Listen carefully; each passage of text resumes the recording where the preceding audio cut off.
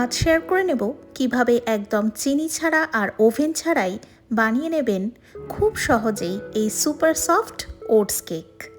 এই কেকটি যেমন বাচ্চাদের প্রিয় হয়ে উঠবে, তেমনি যারা হেলথ কনসিয়াস অথচ মিষ্টি খেতে ভীষণ ভালোবাসেন তাদের জন্য একদমই পারফেক্ট রেসিপি। ঘরে থাকা খুবই সামান্য উপকরণ দিয়ে আজকে এই সুপার সফট স্পঞ্জি কেকটা কিভাবে বানাই সেটাই দেখে নেব আমার চ্যানেলে। নমস্কার সকলকে, প্রবাসী সৌমির রান্নাঘর চ্যানেলে আবারও একটা দারুণ সুস্বাদু আর স্বাস্থ্যকর রেসিপির সাথে আমি সৌমি কানাডার থেকে আপনাদের সকলকে স্বাগত জানাচ্ছি। প্রথমে আমি দুটো ভালো করে পেকে যাওয়া কলাকে এইভাবে একটা কাঁটা চামচের সাহায্যে ম্যাশ করে নিচ্ছি। আজকের কেকের রেসিপিটাতে মিষ্টত্ব আনার জন্য আমি মূলত কলার ব্যবহার করছি, ভালো করে পেকে যাওয়া কলা। তবে অনেকেই আছেন যারা কলার ফ্লেভার অতটা পছন্দ করেন না, তারা এই জায়গায় নরম বীজ ছাড়ানো খেজুরের ব্যবহার করতে পারেন, সেটাও কিন্তু মিষ্টির খুব ভালো একটা বিকল্প।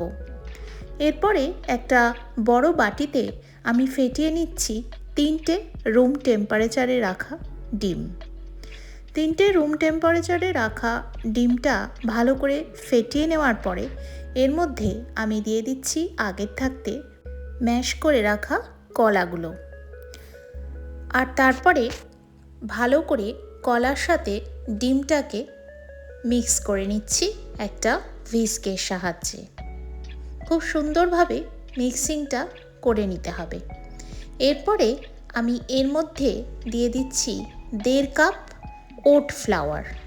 আপনার কাছে যদি ওট ফ্লাওয়ার না থাকে তাহলে আপনি rolled oats, normal rolled oats বা যদি কুইক ওটস ব্যবহার করেন তাহলে সেটাও মিক্সিতে গ্রাইন্ড করে নিলেই তৈরি হয়ে যাবে ওট ফ্লাওয়ার। আপনারা চাইলে এই রেসিপিটা আটা বা ময়দা দিয়েও করতে পারেন, তবে ওট ফ্লাওয়ার ব্যবহার করলে রেসিপিটা আরও অনেক বেশি হেলদি হয়। এরপরে ভালো করে ওট ফ্লাওয়ারটা মিশিয়ে নেওয়ার পরে আমি এর মধ্যে দিয়ে দিচ্ছি রুম টেম্পারেচারে রাখা দুধটা অল্প অল্প করে মেশাবেন। মেশানো হয়ে যাওয়ার পরে এইভাবে মিক্সিং করতে থাকবেন যতক্ষণ না এই রকম একটা টেক্সচার রেডি হয়। কেক ব্যাটারের যে টেক্সচারটা হয় সেটা একদমই রিবনের মতন হয়। যখন দেখবেন ব্যাটারের টেক্সচারটা ঠিক এই রকম হয়ে গেছে তখনই বুঝবেন ব্যাটারটা রেডি। তারপরে আমি এর মধ্যে দিয়ে দিচ্ছি 1/4 কাপ সাদা তেল। আপনারা এই জায়গায় মেল্টেড বাটার মানে গলানো মাখন অথবা ঘিয়েরও ব্যবহার করতে পারেন।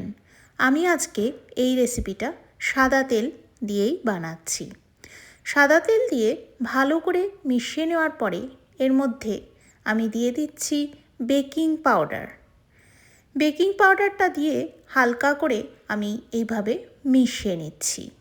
সব উপকরণ মেশানো হয়ে যাওয়ার পরে আমি এর মধ্যে দিয়ে দিচ্ছি আগের থাকতে ধুয়ে রাখা ব্লুবেরিজ। আপনাদের কাছে যদি ব্লুবেরিজ অ্যাভেলেবেল না থাকে তাহলে এই জায়গায় আঙুরেরও ব্যবহার করতে পারেন বা কমলা লেবুরও ব্যবহার করতে পারেন। আর যদি কোনো রকম ফল ব্যবহার না করতে চান তাহলে এখানে ড্রাই ফ্রুটসেরও ব্যবহার করতে পারেন, কিশমিশের ব্যবহার করতে পারেন অথবা এমনিও প্লেনও রাখতে পারেন। এরপরে ভালো করে ব্লুবেরিগুলো দিয়ে কেকটাকে আরেকবার মিশিয়ে নিয়ে আমি একটা 9 ইঞ্চের রেক্ট্যাঙ্গুলার কেক মোল্ডের মধ্যে পার্চমেন্ট পেপার আগের থাকতে পেতে রেখেছিলাম, আর তার মধ্যে এই কেকের পুরো ব্যাটারটা ভালো করে ঢেলে নিচ্ছি। আর যখন এই কেকের প্রিপারেশনটা করছিলাম তখনই কিন্তু গ্যাসের ওপরে প্রিহিটিং প্রসেস শুরু করে দিয়েছিলাম। 10 মিনিটের জন্য হাই হিটে প্রিহিটিং কিন্তু আমি করে নিয়েছি। আর এবারে আমি কেকের ব্যাটারটার ওপরে একটু ব্লুবেরি দিয়ে গার্নিশ করে নিচ্ছি। আপনারা চাইলে যে কোনো ফলের ব্যবহার করতে পারেন, এমনকি কলারও কিন্তু ব্যবহার করতে পারেন বা ড্রাই ফ্রুটস দিয়েও গার্নিশ করতে পারেন। এরপরে যেরকম আমি আগে বললাম যে আমি এই পাত্রটায় স্টিলের র্যাক পেতে ঢাকা দিয়ে প্রিহিট করে রেখেছিলাম। প্রিহিট করা হয়ে যাওয়ার পরে গ্যাসের ফ্লেমটাকে কিন্তু একদমই লো টু মিডিয়াম করে দিয়েছি। আর তারপরে পাত্রটা বসিয়ে এই কেকটা লো টু মিডিয়াম হিটেই আমি বেক করেছি 1 ঘন্টা। হ্যাঁ, এই কেকটা আমার 1 ঘন্টা লেগেছে ভালোভাবে বেক হতে।